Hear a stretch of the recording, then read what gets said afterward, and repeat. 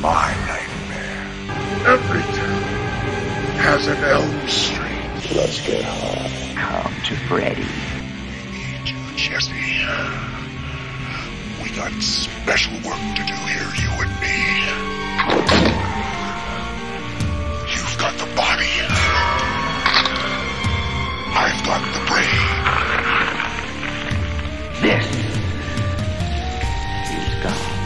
Told ya, comic books was bad for ya. Hey, Danny, better not dream and drive. Nice hearing from you, Carlos. Stop. I don't believe this fairy tale. What's wrong, Joe? Getting tongue-tied. Yes. Sword of the children. Give me strength. You are all my children now. Welcome back to the Skewered Universe Podcast. My name is Jeff. And I'm Leiann.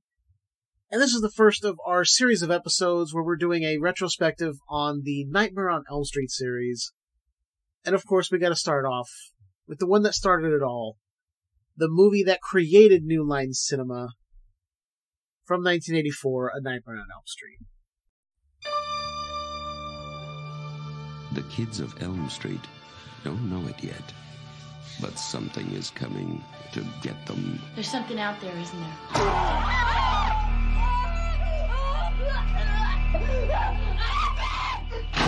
You just see cuts happen. What did that, Lieutenant? I don't know. What's the coroner got to say? He's in the jar and puking since he saw it. They're gonna kill me for sure. Did you do it? There was somebody else there. He was locked in a room with a girl who went in alive and came out in a rubber bag. No one knows where it came from or who it will visit next. Nancy? There's something wrong with you. You're imagining things. Nightmare on Elm Street. Do you believe in the boogeyman? No. Whatever you do, don't fall asleep.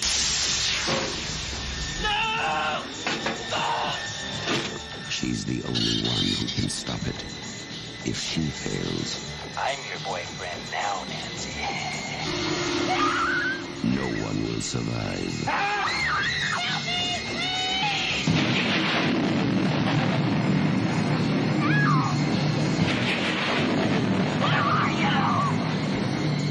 From Wes Craven, director of The Hills Have Eyes and Last House on the Left, a new masterpiece in fantasy terror, Nightmare on Elm Street. So before we dig into the movie and anything, Leiann, I wanted to ask you, is there a particular reason you like this movie? Is there something that sticks out for you? Well, yeah, the first thing is nostalgia, because it was my first horror film, and I grew up with it, essentially.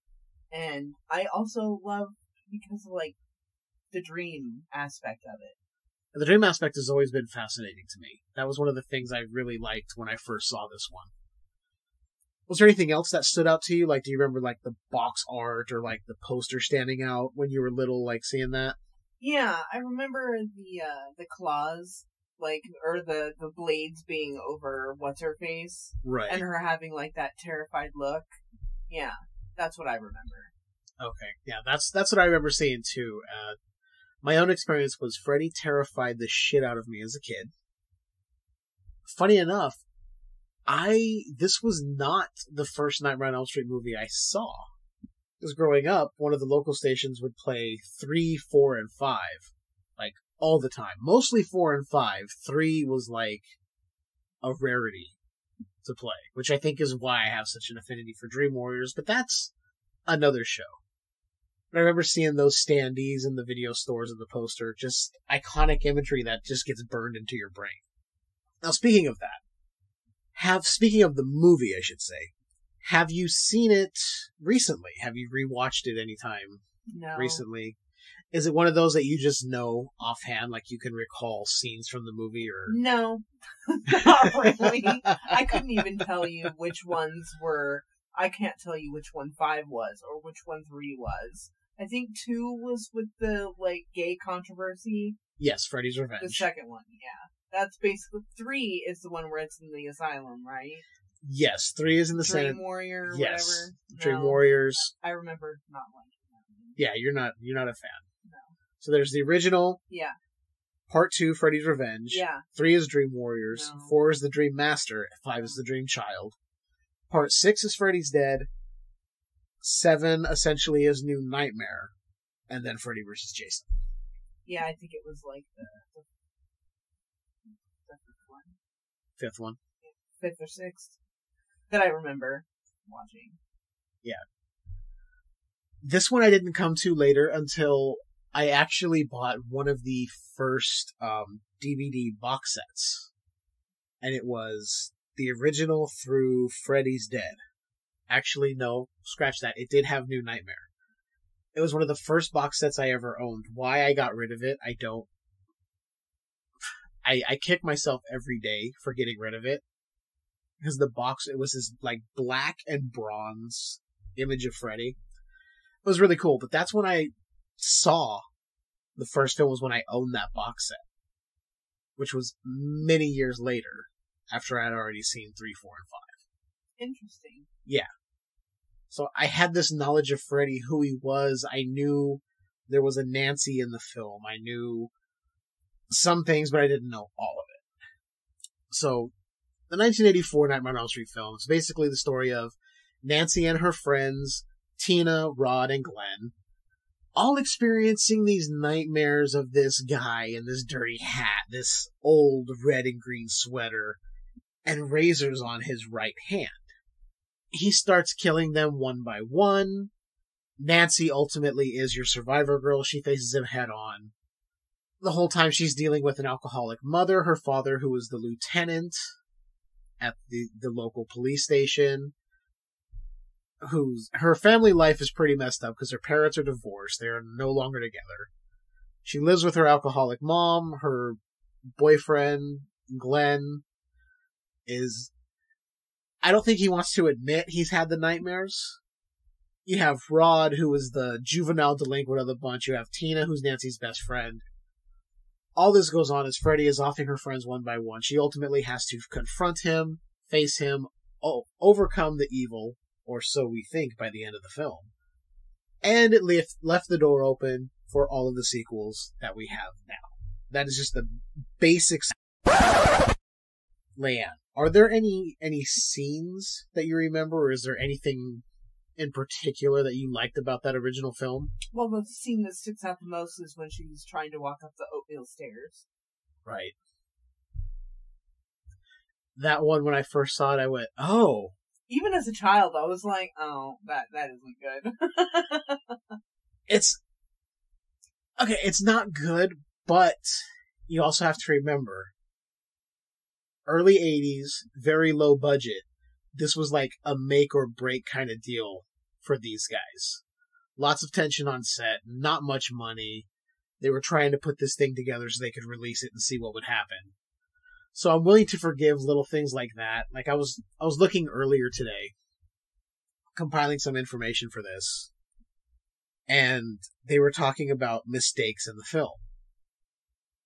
The stairs were one of them. They're like, you can clearly see. I'm like, yeah, but it was 84. They didn't exactly have the technology to clean it up in post or anything like that. It was basically like, we got one shot, let's do it and go. But they were like, you can clearly see a crash pad in this. You can clearly see crew members here. I'm like, it's low budget. It's low budget. It's gonna happen. I think a lot of it is people looking at it with more modern eyes than back then, because I've seen some of the videos of people coming out of the theater back then, like news reports on this movie, and people were freaking out. They were scared. They were so happy that this film was there. But there is one scene that I like that I never figured out how it was done. It was a scene in the jail cell with Rod, with the bed sheet from the jail cell going around his neck and hanging him in the cell. Yeah, that's a good one. I never knew how it was done. It's a reverse shot. He was a great person to play that character. He was. Unfortunately, a lot of his performance was based on poor decisions he made. No, that's what I'm saying. Yeah. Yeah. Yeah, bringing drugs to the set. He was a bad boy. Glad to know he cleaned his act up, though, Jesus Garcia. At the time, he had to go by Nick Corey because Latinos were not getting any work in the film industry. So that's pretty fucked up. Speaking of cast, should we go over who some of the actors are in this film? Because there's some pretty iconic actors in here now. Yeah. Of course, we have the late John Saxon as Lieutenant Donald Thompson, Nancy's father. Ronnie Blakely as Marge Thompson, Nancy's mother. Heather Langenkamp as Nancy Thompson.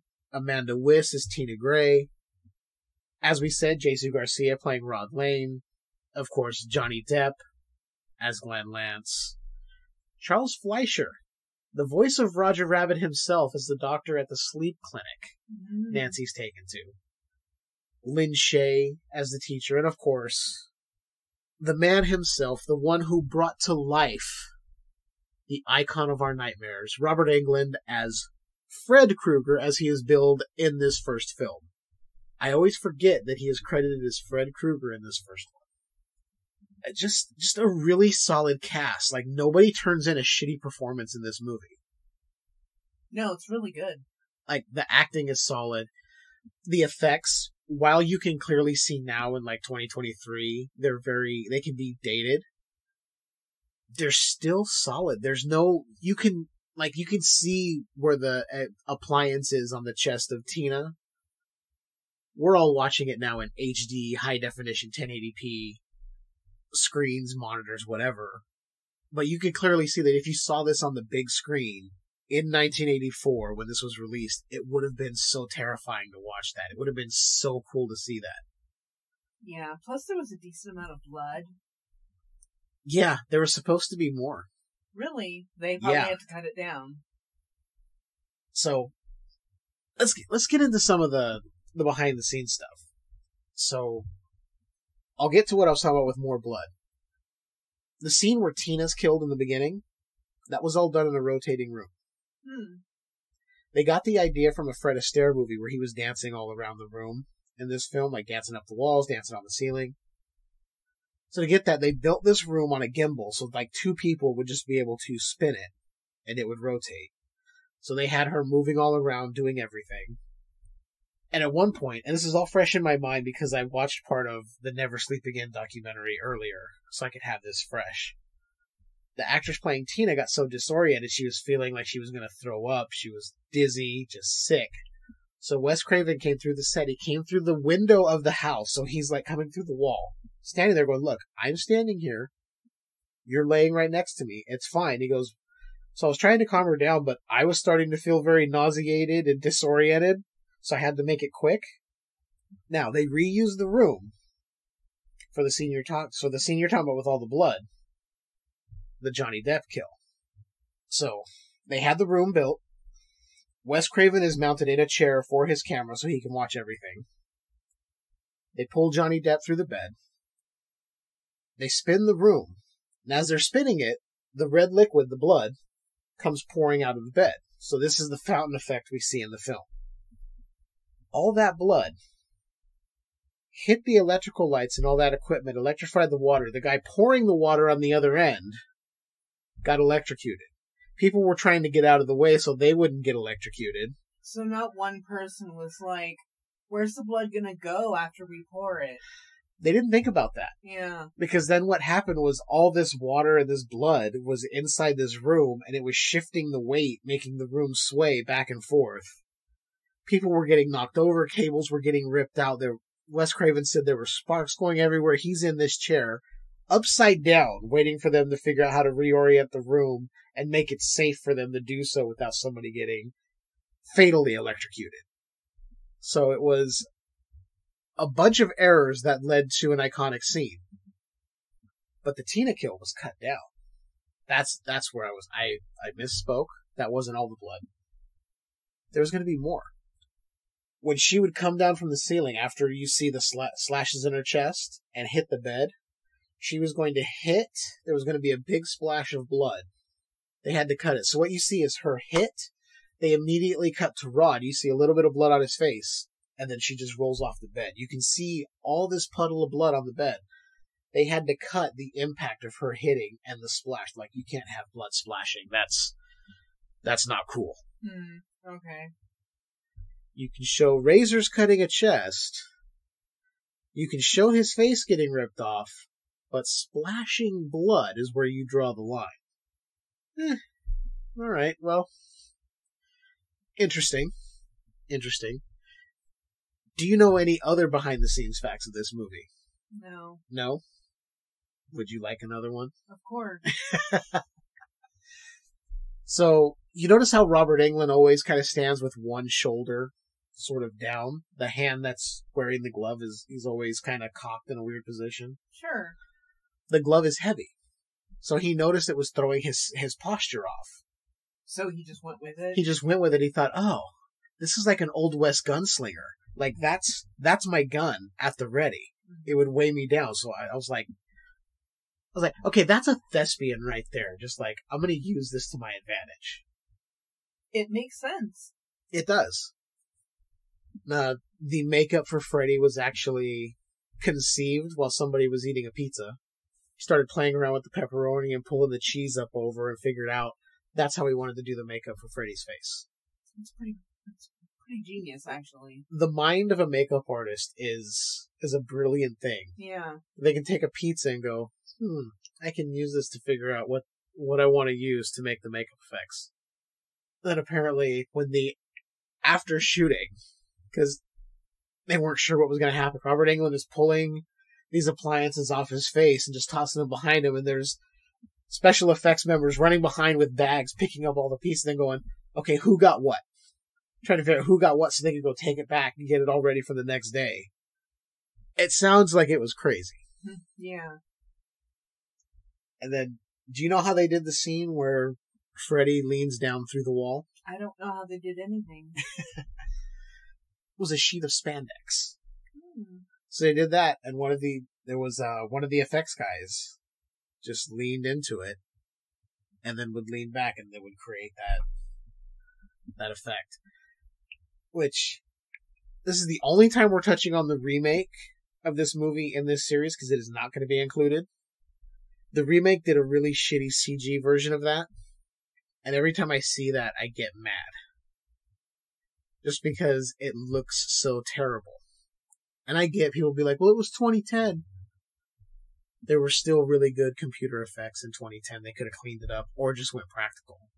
Anyway, there's my thoughts on that. Is the character of Freddy someone that you really like, or is it like an iconic slasher to you? No, I really like him. You do? Yeah. Okay. He's an asshole, but he's funny. He is an asshole. And he's very hard to kill. Extremely hard to kill. More hard to kill than Steven Seagal. That's an action movie reference for anyone who's watched shitty action movies like myself. There's so much about this movie. But I would say Freddy, I don't think there's anyone that doesn't know who Freddy is by this point in 2023. I've even dressed up as the hall monitor for Halloween. You did.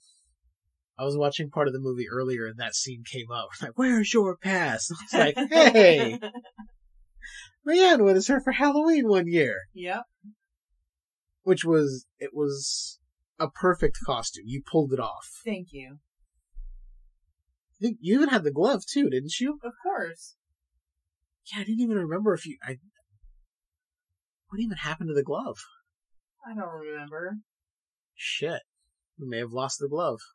Yeah. Probably got it at Party City, bro. Like, it was what, $5? At least it wasn't like one of those like $100 replicas. No. But it disappeared. Like, so many of the actual props went missing from the sets of all of these films. Yeah, like several times they'd be like, oh, where's the glove? What do you mean, where's the glove? Crazy, crazy, crazy. This is the film that saved New Line Cinema from bankruptcy.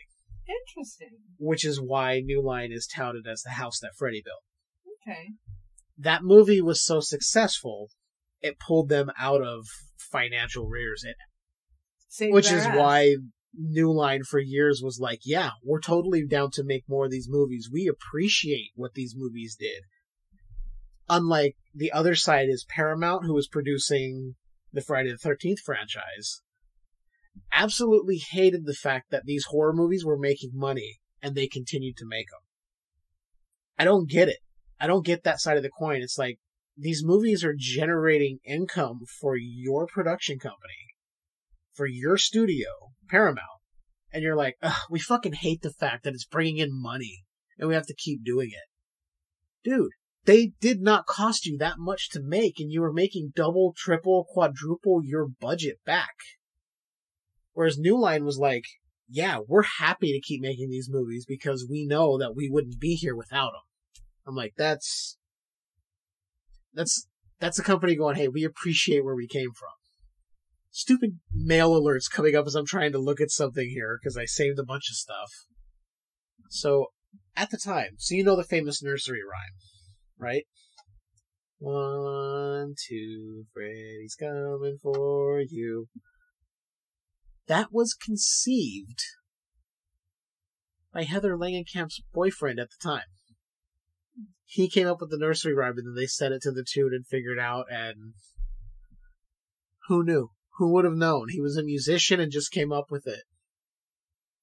All of the boiler room footage from the beginning of the film with Tina running through and then Nancy, that was all shot at the Lincoln Heights jail in Los Angeles. Nice.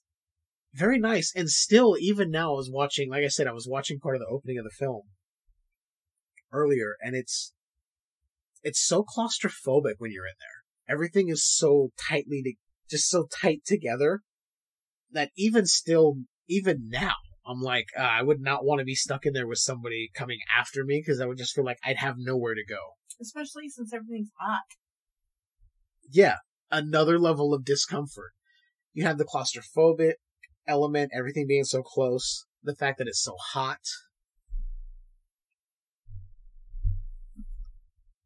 So another effects thing. Or the opening scenes, Freddy has his arms outstretched walking down the alley. Do you know how it was achieved? Okay, again, no, I don't. No, I don't. Please enlighten me. This is why I'm glad that I have you here, because I know a lot of this stuff and I've known it for years. And I know there's probably people out there going, yeah, I know how it's done, but with you not knowing, you're not the same kind of consumer of film like I am, where you learn all the behind the scenes. Essentially, they just had like springs with the hands on the end. 2 guys on rooftops up above, out of camera shot, with fishing rods and lines connected so they could just marionette the arms as he was walking along. That's funny. I'm like, you know what? If it's simple and it works, there you go. And they pulled it off. I think one of the guys working on the movie thought this is going to look stupid and ridiculous. It's just not going to work. And he ended up eating his words because it actually worked. And people, they said when they filmed it or screened it, people at that scene were like, "Oh, what the fuck is going on?" Like, it's really kind of unsettling. It's one of the first times you see him. It's just these outstretched arms. You're like, what the hell's going on? What is this guy? Mm-hmm. So you've heard the story of how Wes came up with the story for the film, right? You're shaking your head again. No, you haven't. Fuck me in my life, right? I don't know anything. So there was a story. Asian kid, can't sleep. Having nightmares, afraid he's gonna die. Doctor prescribed him sleeping pills. Parents were giving them to him. He was stashing them under his mattress. Kept a coffee pot in his closet. One night, the parents heard him thrashing around, screaming. By the time they get in there, he's dead. They have no explanation as to why he died in his sleep, but he was terrified to go to sleep because he knew something was going to kill him. Here comes Wes Craven going, I can use that for a horror film. Which is why she has the coffee pot in her closet, constantly trying to stay awake. Same thing, inspired by a true life event, which I just found fascinating when I found that out so many years later by watching the documentary. I thought, that's interesting to know that there was a real life inspiration. That's crazy. Of course, this was the film debut of Johnny Depp, and he has not stopped working ever since. I did hear he got the job because he was dreamy. Wes Craven's daughters loved him.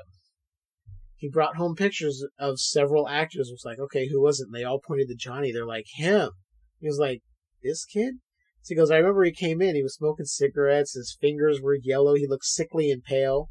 He goes, I looked at my daughters. I go, but him? He's like, he doesn't look great. They're like, he's beautiful. He goes, and then I went, okay, well, we're casting him. There you go. So Johnny Depp's babyface good looks got him the role. God damn. I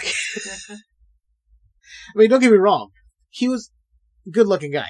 I mean, good-looking guy out of probably the prettiest of the entire cast. I think it's fair to say that all the pretty people in the world can go fuck themselves. So, yeah. Yeah. Always took about 3 hours to get Robert Englund into his Freddy makeup. Not surprising. That makes sense. And I believe it was in part 2 where they streamlined that. But we'll talk about that when we get to part 2. I'm looking through here. I don't really have a whole lot. The sparking glove effect.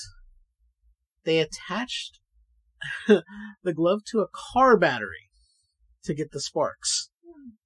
That's some low rent. What can we do to get sparks? Hook it up to a battery. Let's hope no one gets electrocuted. Yeah. They already had one person feel the wrath of electricity. They didn't need any more. The scraping noise. They were scratching a steak knife on the underside of a metal chair. That makes... Okay, you know when you... I'm getting that chills down my spine. Like when you imagine somebody scraping their nails down a chalkboard. For me, it's touching cardboard, but yes. Oh, I just got that chill down my spine thinking about it because I hate... Anytime that would happen in school when we had chalkboards, that would happen. I was just like... You just see several of us in class just kind of shudder. No, stop. The words Elm Street, not spoken throughout the film ever. Did it need to? No. Just one of those interesting things. It just shows that it's on Elm Street, though, right? Oh, yes. It shows that it's on Elm Street. And it was purposefully called A Nightmare on Elm Street. There was I believe it was a college that Wes either was teaching at or attended. It was on Elm Street. Also, apparently, Elm Street was the street where Kennedy was assassinated. I didn't know that. I had no clue about that. So just some interesting things that went into the making of this film. Some interesting little tidbits here and there. Bob Shea, who was the producer and the head of New Line, apparently he and Wes Craven had some conflicts on set. The ending of the film, with the mother being pulled through the door, that was Bob Shea's idea. He wanted something that would scare the audience, but he wanted to be able to leave it. Then he wanted to leave it open-ended so they could have sequels, where Wes Craven was like, this doesn't need a sequel. You don't need more movies after this. Which, I kind of feel Wes was right, but I kind of feel Bob was right. It's like, you could have this one movie, and that could have been it, and no more Freddy. At the same time, it hits so big, it's like, how could you not give people more of what they want? So the effects in this, do you think, thinking about it now, with all the movies you've seen, how advanced special effects come, do you think any of these still hold up today when you look at them? Except for that one. Yeah, I think all of them hold up. The stairs, the Bisquick stairs. Yeah, oatmeal. Yeah. Oatmeal. I know you're saying Bisquick, but in my kid brain, it was oatmeal. Yeah. That's what a lot of people said, and one of the guys goes, Bisquick. He goes, you mix it up, let it sit for about an hour or two, it becomes this super thick thing. He goes, we just stuffed them in there, put some shredded carpet on top, and we're good to go. I would not say good to go. Well, I'm assuming this was, okay, how many shots do we have? We got about 30. Okay, get the stairs loaded. Get the oatmeal stairs loaded. We're going. We're going. No, I think it very much holds up. Even the weird scene of which it kind of comes out of nowhere towards the end when the mother's being pulled under the bed. It's just her skeleton in the nightgown just kind of lowering into this flashing neon bed. It's kind of awkward, but it still works because she's been fighting this dream demon man. So much shit is just crazy. It's all taking place in dreams. You don't know what's real, what's not. So it does work. It really does work. So much of this movie is very cool, but I've heard some people complain, like, where would she get a book for booby traps? Why would she do that? Why would she take the time? I'm like, because she's trying to figure out how to defend herself. She has two parents who won't listen to her because one is so drunk out of her mind she can't even function in society. You'd be surprised what kind of books they have at the library. Yeah. I mean, she's also the daughter of a cop, so it would make sense that she'd be like, what can I do to protect myself? Because they're not going to give me a gun to shoot this guy with. So I'm going to do what I can do and get a book from the library and look at booby traps. I'm perfectly fine with it. It makes sense because it shows how smart she is as a character. Nancy is not stupid. Well, that, and she's also a teenager. You know what Yeah. I mean? She's going to go to the lengths a teenager would.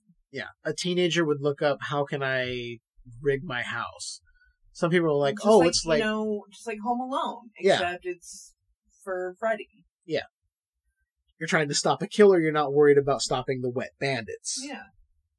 Yeah, I have no problem with her getting to the point of setting up booby traps to save her ass. So I think one of the other things I want to touch on is the music for this is very iconic. If you hear those first few notes, dun, dun, dun, dun, wee, wee, wee, wee, you know immediately what that is. I know that sounds terrible. I don't have it on my phone to be able to play it. I mean, I probably do. Yes, I know. I understand. But I think any horror fan is going to hear that and immediately know, oh, that's Nightmare on Elm Street. It reminds me of that one TikTok that we were watching where the two guys were doing that song. Oh, no. I forget what it is now. Oh, I forgot, but I know exactly what you're talking about. We're terrible. We're terrible. This is what I was referring to. Like, we'll go a little bit. Done by Charles Bernstein, of course. Yeah, this is exactly what you did.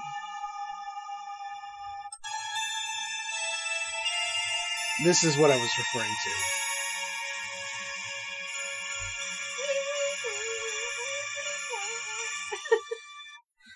That's all I want to play because I don't want to get somebody going, hey, wait a minute. But when you hear those first few notes and you hear that, better done on what I played here on my phone than what I did vocally, you automatically know. And for me, I get these feelings of nostalgia, like thinking about when I first watched these films. And especially when I first saw this one and heard that music and saw the first appearance of Freddy Krueger, the first portrayal. It's really, really cool. Now, I want to ask you, so you said this was your first horror film. Did it scare you? Did you have nightmares? Was there anything intrinsically horrifying about it, or did you just love it right off the bat? No, it turns out I was a really fucked up child that liked gore and horror. Like, no, I loved horror films. So this was nothing for you. This was a walk in the park. You were having fun. It's fun for me. Okay. Yeah, see, by the time I saw it, I had already seasoned myself. But early on, my exposure to Freddy, like I said, was the other sequels and the Freddy's Nightmares series. I used to be so terrified of Freddy, I had nightmares a lot of Freddy coming after me. One in particular that I remember, I was in the Super Mario Brothers video game. Now, you know the second world you go into that's underground and has the little red platforms that go up and down? I was trying to get through there. Freddy was chasing me. I couldn't jump to make it, so I fell, and as I turn and look back, he's coming after me, just laughing and rearing back with his claw, because he was chasing me through the entire level. Mm-hmm. So I was seeing everything as if I was playing the game, and then when I went to jump, it went to like first-person perspective, and it was Yeah. I was more afraid of Chucky than I was of any other horror villain. I can see that. Because I have a thing with dolls, and I had a Cabbage Patch that looked kind of like him. So, one time I remember it fell next to my bed, and I thought, nope, I'm not getting that till morning. Yeah, I hadn't seen Child's Play, but my brother had a My Buddy doll. Yeah. And it didn't help the fact that my brother played barber and cut chunks out of his hair, so there was just these patches of the little holes in the head where the hair was still kind of coming through where he had cut it. And it would just sit, like, on this chair, kind of slumped over in a way with this demonic smile. My buddy was creepy. Not as creepy as this little computer thing I had that when the batteries went out and it started malfunctioning, it sounded like it was possessed. We'll talk about possessed toys when we do a poltergeist episode. Getting back to this, yeah, Freddy really freaked me out as a kid, but you know what I did? I kept seeking it out. I kept wanting to be afraid. It was like an adrenaline rush. So, like, when you see me sitting there scrolling through, you know, the old clown pictures that you send me, like links to Wikipedia of, like, here's what clowns look like in the 1700s. That you could stop looking at it at yeah, that I willingly could stop looking at it, yet I forced myself to do exposure therapy and then freak myself out. It's probably a reason why after that I was having so many nightmares. Yeah, Freddy was one that really freaked me out as a kid. And it's funny because I never had nightmares of Jason. I didn't have nightmares of Gremlins, even though they freaked me out as a kid. It was always Freddy. And I don't know if it was something about him being burned, knowing that he was just a child killer. At that point, I didn't know he was supposed to be more of a child pedophile / murderer. Yeah, Freddy was always in my nightmares as a kid. And now he's one of, like, my favorite horror movie icons of all time. I think that's true of a lot of people. It's just so ingrained in pop culture. Is there any particular line of Freddy's from all across that you particularly like? I'm doing more in-depth on this because when we get to the later sequels, we're going to be talking more about that movie and what things are. This is just like the genesis of this whole Freddy explosion. So is there anything from any of the other movies that sticks out to you, like line-wise? Like, are there any favorite lines of his that you have? Oh, shit, no. Shit, no. Shit. It's okay. It's okay. No. There's a lot to think about. There's a lot. So this first one alone, there's "This is God." No. Sorry. No. No. No.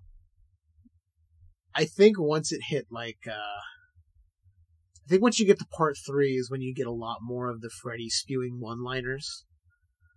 Which is when a lot of people were like, oh, he just became funny. I'm like, that's what I kind of like. When it got to him spilling out one-liners, I kind of liked it, but there were times where he still would reel it back in and could still be scary. Robert Englund was scary under that makeup at times. And we'll get to it, but there's one movie in particular where I think he got the scariest, but that's down the line. So I think this movie is just, not only is it an iconic horror movie, it's just an iconic movie in general. For I think the feats they pulled off effects-wise in putting together this story and this film that birthed an entire franchise that I think fans like you and I and so many others would like to see more of today. And I'll say this, it doesn't have to be Robert Englund. The man is older now. He doesn't need to do it. Who would you want to see portray Freddy if they went back to the well? I don't know. I have heard stories of people stating that someone like a Doug Jones wouldn't be a bad person to portray. I can see that, but at the same time, no. Now, this is not a slight against Doug Jones, because I think he does have a lot of charisma and a lot of personality that shows through in the work he's done in movies. I think if you used him as something Freddy became, that would be okay.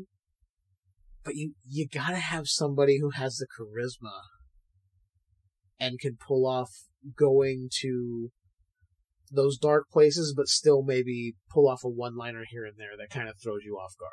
Yeah.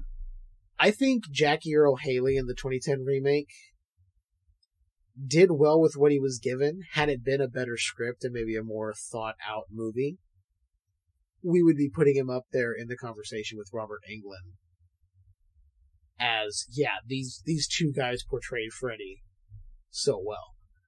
As it stands, people shit on him, and I think it's just the fact he got a poor movie to do. And I know I'm talking remake, I said we wouldn't, but... Do you have a director you think could pull off? I'm just asking general questions here. Don't give me that look. Holy shit. You didn't tell me there was going to be math involved. There... The sums of an isosceles triangle equals...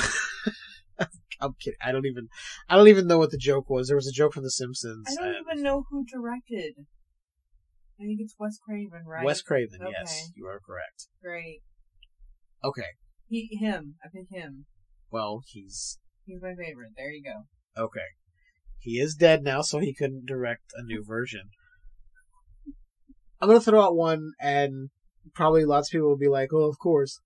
What would you think of a Nightmare on Elm Street movie done by Guillermo del Toro? I think everything should be done by Guillermo del Toro. So, yes. You could be like, Cinderella is going to be done by Guillermo del Toro, and I'd be like, yeah, I'm down. Yeah, just have del Toro remake all the fairy tales. Yeah. Because they'll be more in line with what the actual stories were than what Disney did. Even though Disney's shit was dark back in the day, and I think people forget that. Anyway... I don't know. I think that, or I think if you threw it to maybe the guys who are currently working on the Scream stuff, I believe it's Radio Silence. Because I saw the most recent Scream film. Not the most recent, the one from last year, Scream 5. I actually really enjoyed it. I thought it was really good. So maybe those guys are maybe throwing it to like A24, even though everyone will be like, well, A24 is elevated horror. Stop. Horror's horror. Okay? I just laid that out right there. So like you, I don't really know who could direct. I don't know who would be a good Freddy Krueger. You might have to pull someone who's almost an unknown to do it. Or someone who you would never believe. Maybe you go outside the box casting. Kind of like what Nolan did with casting Heath Ledger as the Joker in The Dark Knight.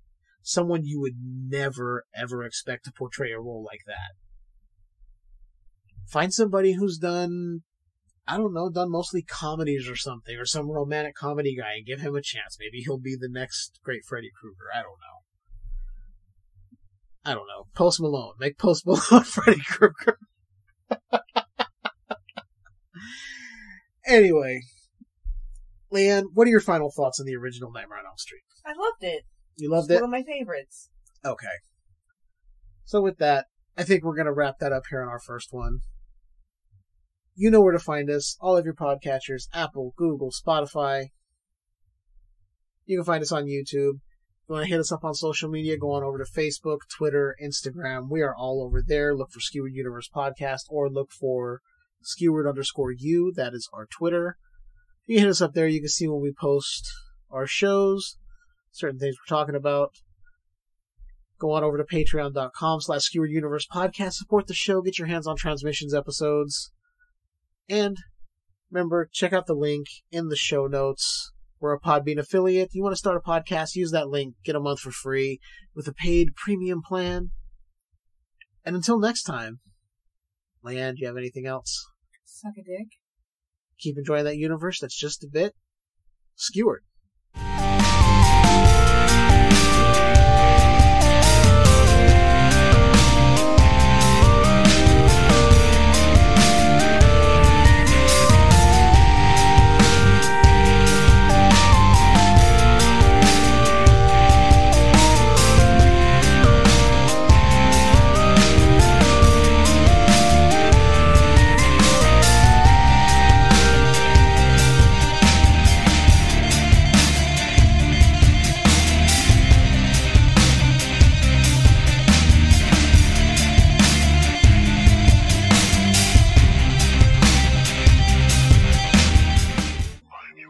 it now, Nancy.